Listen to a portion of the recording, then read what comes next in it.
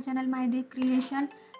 आज मैं बहुत दिनों बाद ब्लॉग बना रही हूँ क्योंकि बेबी की वजह से मुझे टाइम ही नहीं मिलता था ब्लॉग बनाने का। और आज मैं आप लोगों के साथ शेयर करने वाली हूँ मेरा फर्स्ट से 9 मंथ तक का प्रेगनेंसी का एक्सपीरियंस। क्योंकि कई लोगों ने मुझसे कहा है कि मैम आप अपना एक्सपीरियंस शेयर करिए, और कई लोग पूछते हैं कि आपको खाने में क्या पसंद था, स्पाइसी, खट्टा, मीठा, और आपकी क्या सर्विसेज थी, आपने कितने बार चेकअप किया, और आप डाइट में क्या लेते थे, और नॉर्मल डिलीवरी में कितना काम किया आपने, क्या एक्सरसाइज करते थे। और कई लोग ऐसे पर्सनली भी कॉल करते थे, और कई लोग ऐसे कमेंट भी कर रहे हैं मुझे।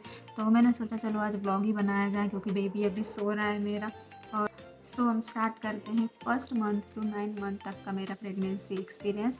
फर्स्ट मंथ तो मुझे पता नहीं चला कि मैं प्रेग्नेंट हूँ। सेकेंड मंथ पता चला था मुझे 5 मई को 2022 को पता चला कि मैं प्रेग्नेंट हूँ। ऑब्वियसली सी बात है कि जो प्रेग्नेंट लेडी होगी तो बहुत हैप्पी होगी। दोनों लोग, हम लोग बहुत हैप्पी थे, दीदी और मैं दोनों लोग बहुत ही हैप्पी थे। और घर वालों की हमने 19 मई को बताया था, उस दिन हमारी एनिवर्सरी थी और हम लोग घर पे आए थे सेलिब्रेट करने के लिए। फर्स्ट एनिवर्सरी थी हमारी, तो उसी दिन हमने ये भी बताया, तो डबल सेलिब्रेशन हो गया था। तो मैंने कोई चेकअप नहीं किया सेकेंड मंथ में, मैंने थर्ड मंथ में चेकअप किया। थर्ड मंथ में मैंने 15 जून को चेकअप किया था शायद मैंने। तो तब तक मुझे कोई वोमिटिंग नहीं हुई, कोई खाने में दिक्कत नहीं हुई कि मुझे ये अच्छा नहीं लग रहा या फिर मुझे स्मेल आ रही है किसी भी चीज़ में। तब तक मुझे कोई भी दिक्कत नहीं हुई। मेरे 2.5 मंथ हो गए थे। 2.5 मंथ के बाद मुझे थोड़ा सा ऑयल में स्मेल आई। सरसों के ऑयल में सब्ज़ी बनाते टाइम स्मेल आती थी, तो मैंने सब्ज़ी बनाना छोड़ दिया था। सब्ज़ी दीदी बनाते तब तक। और 2.5 मंथ के बाद मैं बांदा चली गई थी, तो हम दोनों लोग ही रहते थे। तो सुबह इनकी ड्यूटी भी जाना होता था इनको, तो सुबह सुबह जल्दी से खाना बनाना होता था। तो ये भी मेरे साथ जल्दी उठते थे, ये सब्ज़ी बनाते थे, मैं जल्दी से रोटी बना देती थी। सब्ज़ी ये बनाते थे तब तक मैं किचन में नहीं जाती थी क्योंकि मुझे ऑयल की स्मेल आती थी। तो ये सब्ज़ी बना देते थे, तब तक मैं रोटी बना देती थी। तो बस मुझे वही दिक्कत हुई, बस वोमिटिंग मुझे 2-3 दिन में होती थी, वो भी एक बार, वो भी चने खाने से। चने में बॉयल मतलब रात में भिगो के खाती थी, सुबह रात में भिगो देती थी, सुबह खाती थी। तो वो चने में खाली पेट खा लेती थी तो मुझे वोमिटिंग हो जाती। जब मुझे पता चला तो मैंने चने खाना छोड़ दिया। तो फिर मैं सुबह ड्राई फ्रूट्स लेती थी। 3 महीने के बाद मैंने ड्राई फ्रूट्स लेना स्टार्ट किया। बादाम 3-4 बादाम, 3-4 काजू और किशमिश, और अखरोट लेती थी मैं, और 1 गिलास मिल्क, और एप्पल मैंने सबसे ज़्यादा खाया है। मुझे अनार भी मतलब खाना पसंद नहीं आता था क्योंकि मैं अनार खा लेती थी, मुझे तुरंत वोमिटिंग हो जाती थी अनार खाने से भी। और फिर मैं अनार को ऐसे ही खाती थी, उसका पानी रसा पी जाती थी, उसके बाद उसको थूक देती थी। ऐसे अनार खाती थी मैं। फिर मैंने चेकअप किया था मैंने 3 मंथ में, तो उस टाइम मेरा सब कुछ नॉर्मल था। ब्लड भी मेरा 11.7 था, सब कुछ सही था। और मेडिसिन में मैंने आयरन, कैल्शियम और प्रोटीन एक्स पाउडर लिया था। तो यही मेरा 4 month, 5th month, 6th month और लास्ट मंथ तक तो मेरा यही सब चलता रहा मेडिसिन में। और उसके अलावा मैंने कोई भी मेडिसिन नहीं खाई, वोमिटिंग की भी मेडिसिन नहीं खाई थी मैंने।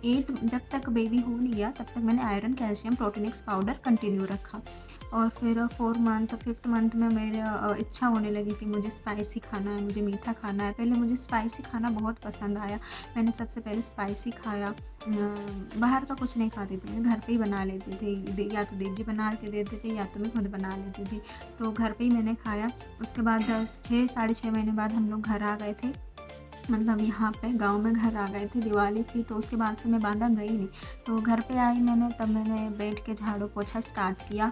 बैठ के झाड़ू लगाती थी, बैठ के पोछा लगाती थी। और बड़ा घर है तो चला फिरी ज़्यादा होती थी मेरी, और उस पे ही एक्सरसाइज हो जाती थी, उठने बैठने वाली एक्सरसाइज करती थी मैं किचन। और उसके बाद बटरफ्लाई वाली एक्सरसाइज की मैंने सुबह मॉर्निंग में, धूप में बैठती थी, बटरफ्लाई वाली एक्सरसाइज करती थी, ब्रीथिंग वाली एक्सरसाइज करती थी।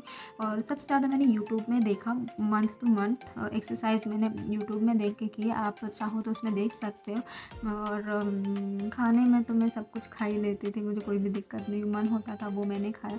तो घर पे आने के बाद मेरी मीठा खाने का इच्छा ज़्यादा होती थी। मीठा खाने की इच्छा हुई मेरी 6.5-7 महीने के बाद।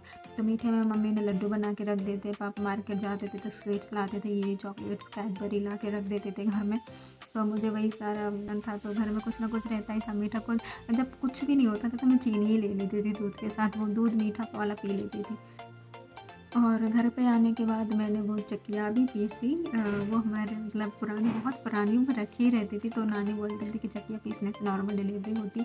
कोई वैसा मतलब वो नहीं था कि तुम्हें चकिया ही पीसनी है। पीसने में अपने शौक़ की वजह से, क्योंकि मैंने कभी देखी नहीं थी चकिया, मैं कभी पीसी भी नहीं थी, देखा नहीं था मैंने।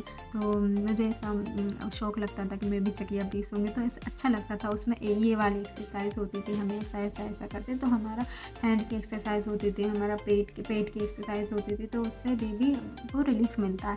तो मैंने 15 किलो दाल पीसी थी, धीरे धीरे पीसी थी। मन होता था पीस लेती थी, नहीं होता तो नहीं पीसती थी। तो मैंने कई 1 महीने तक 15 किलो दाल धीरे धीरे पीसी।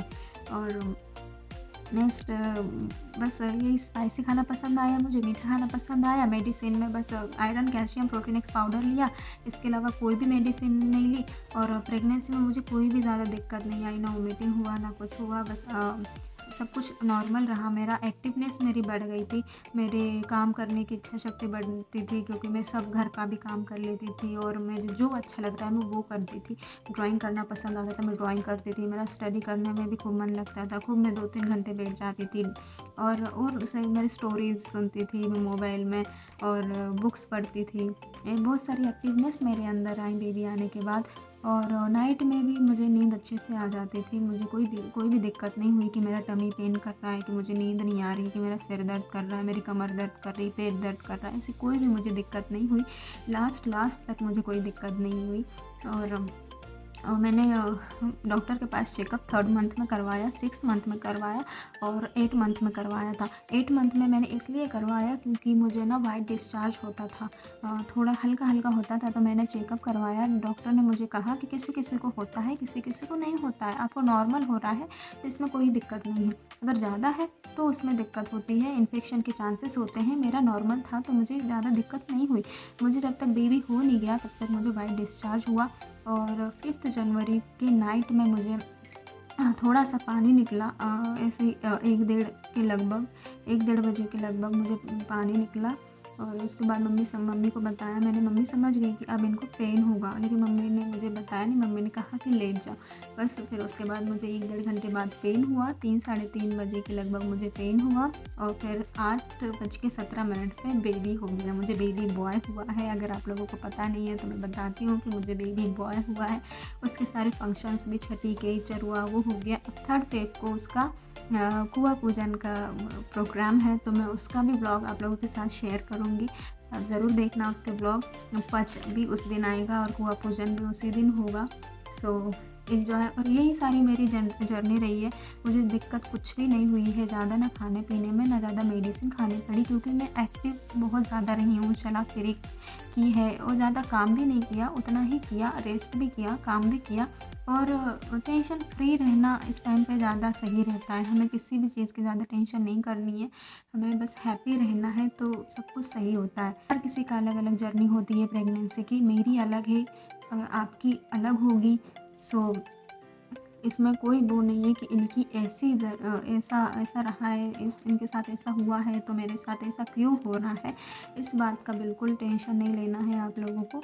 और हस्बैंड्स जो होते हैं वो हमारी प्रेगनेंसी के मेन लीडर होते हैं। वो अगर अच्छे हैं हमारे प्रेगनेंसी के टाइम पे तो हमें कोई भी ज़्यादा दिक्कत नहीं होती है। सपोर्ट करने वाला हो, समझाने वाला हो, प्यार देने वाला हो और हैप्पी रखने वाला हो, तो बस प्रेगनेंसी में कोई भी दिक्कत नहीं होती है। और यही सब मेरी जर्नी रही है। आप लोगों को ये ब्लॉग अच्छा लगा हो तो प्लीज़ कमेंट, सब्सक्राइब ज़रूर करना मेरे